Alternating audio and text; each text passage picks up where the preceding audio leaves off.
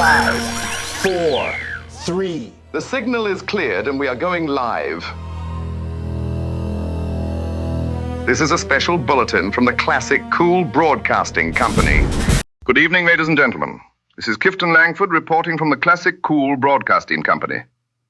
Tonight we leave the battlefields of North Africa and travel westward to California, where another front of the war is being fought beneath the bright lights of Hollywood. I reckon this is the place to be tonight.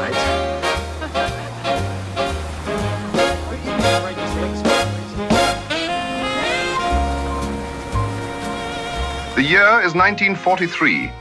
Across America, movie theaters remain crowded as millions of citizens seek a few hours of escape from the anxieties of wartime. Audiences are lining up to see Billy Wilder's 5 Graves to Cairo, inspired by the North African campaign now familiar to so many American families. Fritz Lang's powerful anti-Nazi drama, Hangmen Also Die, continues attracting attention across the country. Warner Brothers has released Edge of Darkness, starring Errol Flynn and Anne Sheridan, telling the story of resistance against German occupation. Meanwhile, Basil Rathbone and Nigel Bruce have returned to the screen in Sherlock Holmes and the Secret Weapon, where the famous detective once again confronts the threat of Nazi espionage. I never did think much of this dressing up business. It was necessary, I assure you. The Gestapo was close on our heels. Really? And patriotic crowds continue filling cinemas for This Is the Army, one of Hollywood's most successful contributions to the war effort. Away from the cameras, many of Hollywood's biggest stars are serving their country. Clark Gable remains in uniform with the Army Air Forces. James Stewart is now flying military aircraft. And Betty Davis continues supporting servicemen through the famous Hollywood Canteen. On the radio, Bing Crosby's recordings can be heard from coast to coast, while young singer Frank Sinatra continues drawing enthusiastic crowds wherever he appears. Yet behind the glamorous premieres, behind the studio gates, and behind the smiling publicity photographs, another story is quietly unfolding. A story involving refugees, exiles, writers, directors, and rumors of unseen enemies moving through the shadows of the Dream Factory. For tonight's story, we travel to Hollywood, and not everything behind the cameras is make-believe.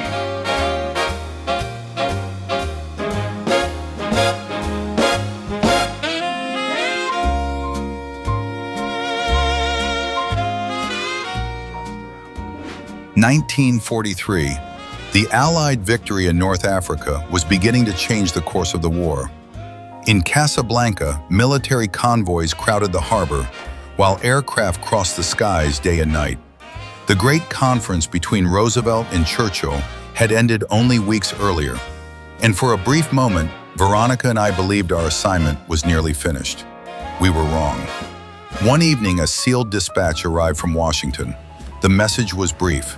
2 American intelligence officers wished to meet us immediately. The following morning, we were escorted to a secure office near Allied headquarters. Waiting for us was a senior officer from the Office of Strategic Services, the OSS. He wasted no time. "Mr. Blake, Miss Vale, we need your help." The officer opened a thin folder and spread several photographs across the desk. At first glance, the assignment seemed almost absurd. The destination was not Berlin, not occupied France, not Rome. It was Hollywood, Los Angeles, California. The officer explained.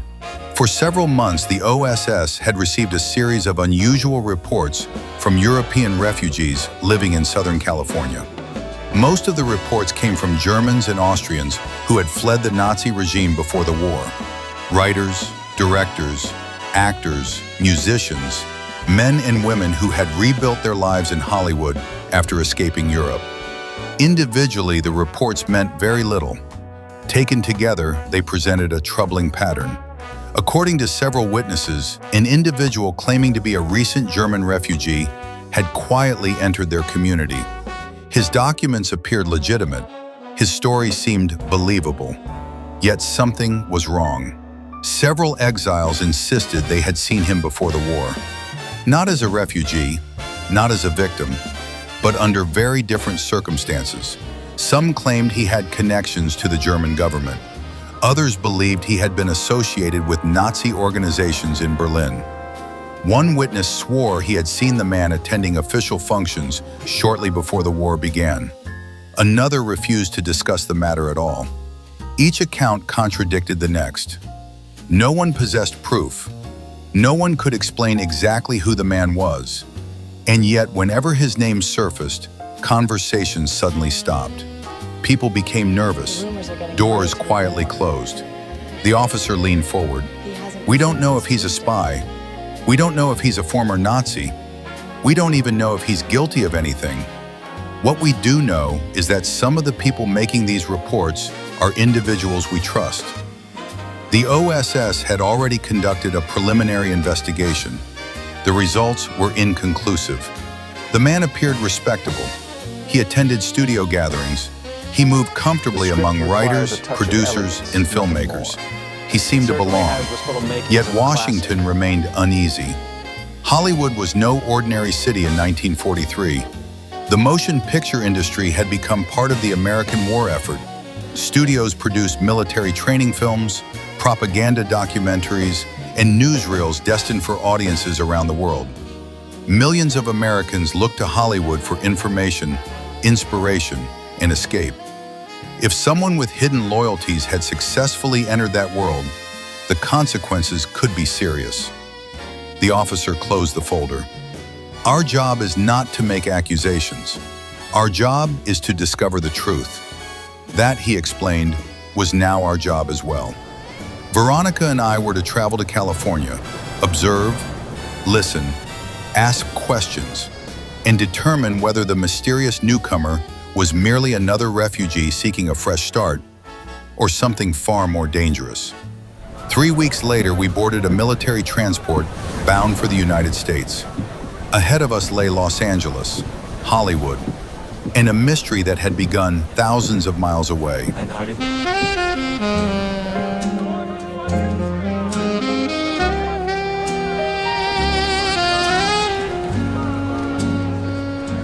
3 days later, Veronica and I arrived in Los Angeles. Washington had made the arrangements. A bungalow had been reserved for us at the Beverly Hills Hotel.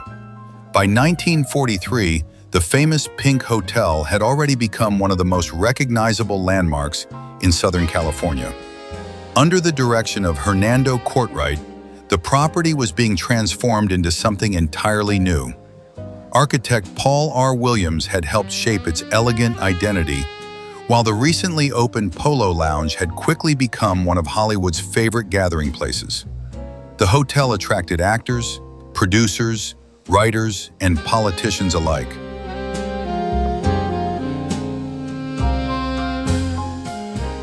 Humphrey Bogart was known to stop by regularly. On any given evening, one might encounter studio executives discussing a film over dinner, while military officers quietly occupied the next table. The war seemed very far away, and yet it was everywhere. The first thing that struck me about Los Angeles was the contrast. The city was thriving. Movie theaters were crowded. Automobiles filled the boulevards. The radio played swing music late into the night. Yet beneath the sunshine and palm trees, America remained at war. Service flags hung in countless windows. War bond posters appeared on nearly every street corner. Young men in uniform were everywhere. Many were preparing to leave for destinations unknown. Others had already returned, not all of them intact. Meanwhile, Hollywood continued to produce dreams. Only weeks earlier, Casablanca had become one of the most talked about films in America. Audiences applauded its heroes. They hissed its villains. What many moviegoers never realized was that some of the actors portraying the most ruthless Nazi officers required very little coaching when it came to understanding the enemy. Several had escaped Germany themselves. Some were Jewish refugees. Some had lost family members. Some could never return home. The irony was impossible to miss. Their accents prevented them from playing conventional American heroes.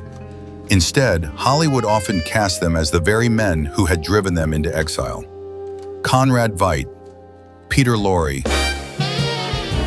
and many others. Night after night, they brought Nazi villains to life on screen, not because they admired them, but because they understood them. Perhaps better than anyone else.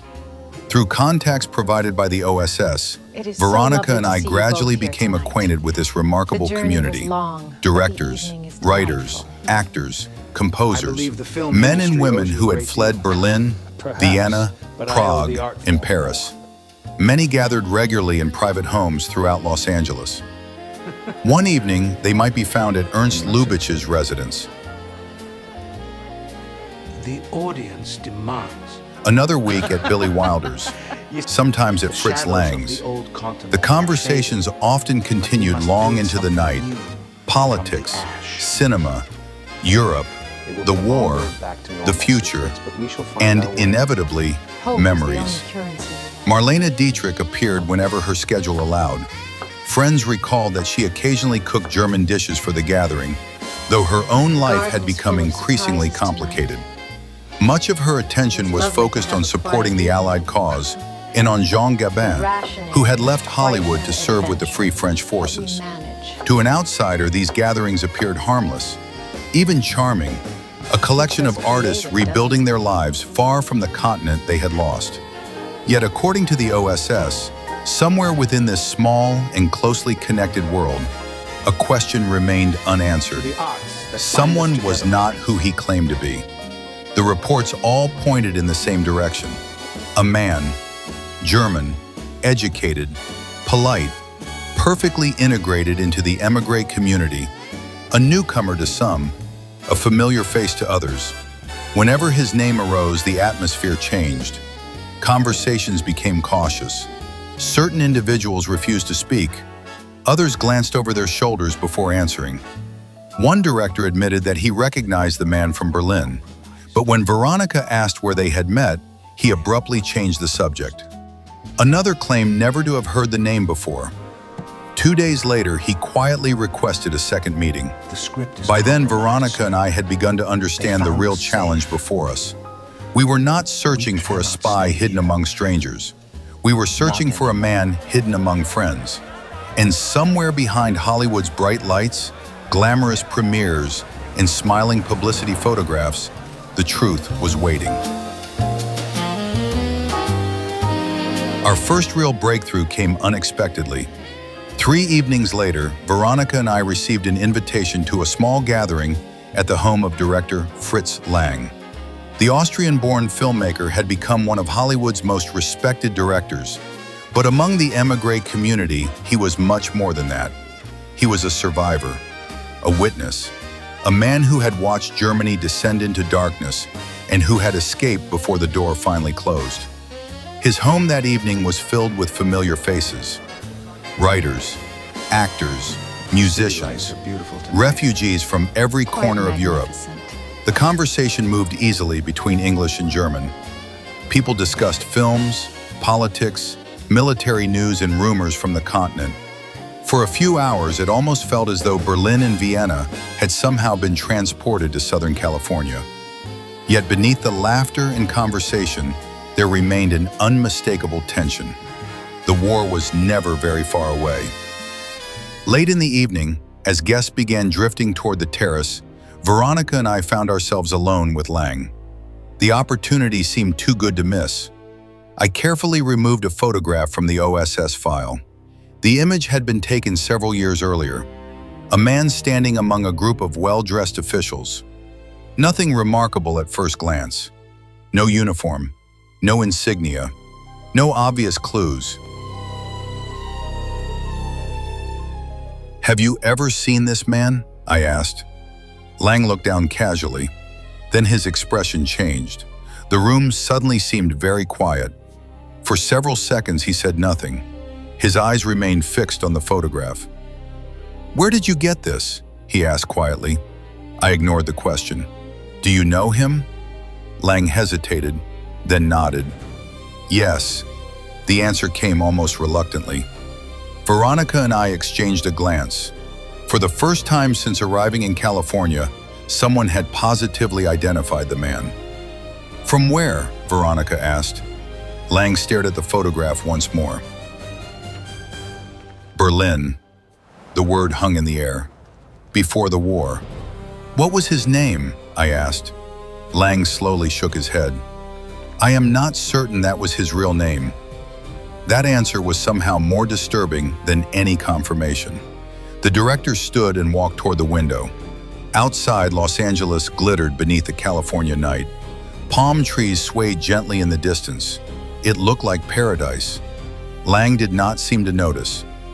When I saw him here for the first time, he said, I thought I was mistaken. He paused. I hoped I was mistaken.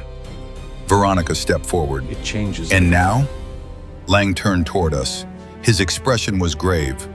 Now there was no hesitation in his voice. No. He looked directly at us. I know that man. Another silence followed. Then Fritz Lang delivered the words neither Veronica nor I would ever forget. If it is the same person, he should not be in Hollywood. At that moment, the mystery ceased to be a rumor. For the first time, we knew that Washington's concerns were justified.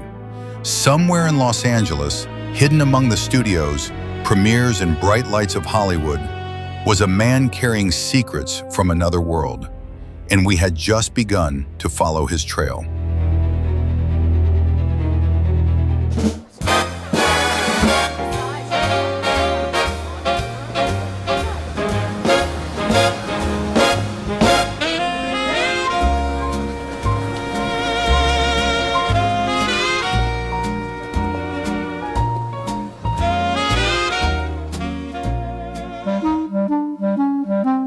A face from Berlin, a face from Berlin, a face from Berlin, beneath the Hollywood lights tonight. A face from Berlin. The searchlights sweep across the hills above the California sky. The picture palaces are glowing as another night goes by. A face from Berlin, a face from Berlin. The band is playing down the boulevard, the radio is humming low. Everybody's chasing dreams tonight, but there's something they don't know. A face from Berlin, a face from Berlin. 1943, bright lights shining over me. 1943, a town of dreams and mystery. Old friends talking after midnight, far from Berlin and Vienna too. A photograph upon a table brings back memories nobody knew. A face from Berlin, a face from Berlin. Someone's watching, someone knows, someone's hiding where nobody goes. A face from Berlin tonight, a face from Berlin. 1943, the stars still shine for all to see. 1943, but every dream keeps a secret memory. A face from Berlin, hidden beneath the California sun. A face from Berlin, and the story